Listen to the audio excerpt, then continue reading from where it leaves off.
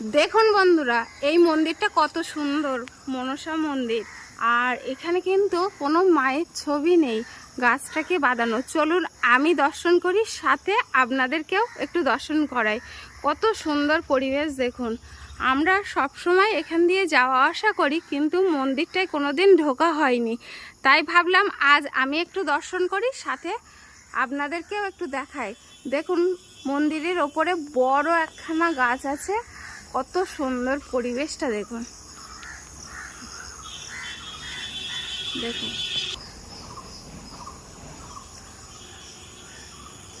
মন্দিরটা বন্ধ আছে, যেহেতু অনেকটাই সকাল, ভোরের দিক।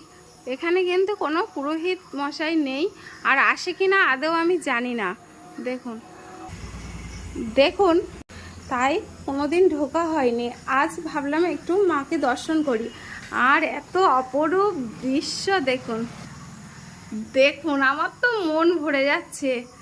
দেখুন মাকে দেখে, মা তুমি সবাইকে ভালো রেখো। দেখো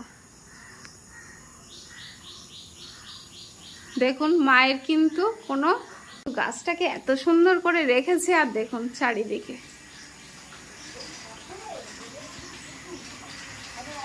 মায়ের ওপরে বাবারও কিন্তু ছবি আছে।